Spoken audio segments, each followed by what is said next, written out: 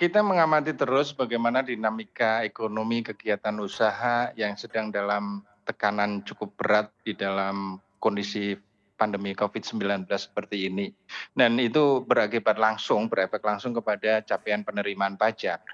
Nah, oleh karena itu yang pertama dilakukan oleh pemerintah adalah merevisi target penerimaan pajak kita. Kita harus realistis sekarang. Dari yang semula di awal tahun APBN 2020 itu kita ditargetkan untuk pajak itu 1.642 triliun. Nah, dengan situasi seperti ini melalui Perpres 72 kemarin sudah direvisi diturunkan menjadi 1.199 triliun. Artinya penurunan yang sangat cukup dalam mengingat kondisi yang memang akan sangat menekan seperti ini. Nah, tadi sudah disampaikan penerimaan triwulan 1 kemarin terkontraksi 12%. Nah, ini tentunya kita harus melihat terus situasinya bahwa kita juga berharap di semester kedua ini ekonomi mulai pick up, mulai turn around dari yang minus benar di bulan Mei, kemudian Juni mulai ada tanda-tanda masih negatif, tetapi mudah-mudahan sudah mulai bergerak dan seterusnya ke depan kita berharap bahwa itu akan membawa dampak terhadap pertumbuhan ekonomi yang lebih baik daripada kuartal 2 dan tentunya penerimaan pajaknya pun kita harapkan juga mulai pick up, mulai membaik lagi seiring dengan aktivitas usaha ekonomi yang bisa mulai bergerak lagi. Kira-kira seperti itu. Jadi kalau kita bicara bahwa target 1199 ini memang kita akan upayakan di satu sisi, tetapi di sisi lain kita juga banyak memberikan insentif pajak yang memang berpeluang tadi menurunkan penerimaan pajak. Makanya targetnya sudah kita turunkan bahkan menjadi minus 10% dibandingkan realisasi tahun lalu.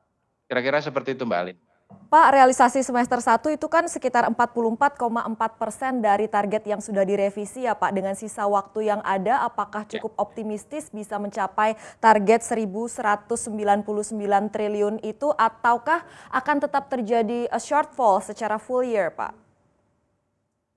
Ya, tentunya dari sisi Direktorat Jenderal Pajak tetap akan mengupayakan bahwa kita bisa mencapai realisasi tersebut.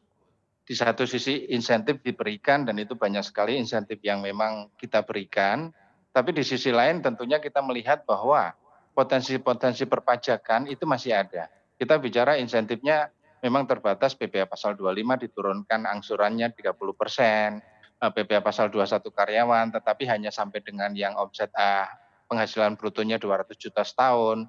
Nah, di luar itu kan tentunya kewajiban perpajakan dari masyarakat atau wajib pajak ini kan masih tetap berjalan. Demikian juga seperti PPN, kan tetap peredaran barang segala macam itu ada PPN-nya dan itu harus menjadi penerimaan pajak. Jadi di sisi satu kita memberikan insentif, kita berharap insentif itu dimanfaatkan sebaik-baiknya oleh wajib pajak untuk mendukung mereka melewati masa pandemi COVID ini, tetapi di sisi lain kita tetap menjalankan fungsi-fungsi kita, baik dari sisi edukasi, pelayanan, ekstensifikasi, pengawasan terhadap wajib pajak, bahkan pemeriksaan, penegakan hukum pun kita tetap jalankan untuk memastikan bahwa yang di luar insentif tadi, wajib pajak tetap melaksanakan kewajiban perpajakannya dengan baik dan itu yang kita upayakan supaya target tadi 1.190 triliun tadi tetap bisa tercapai di tahun ini. Itu Mbak.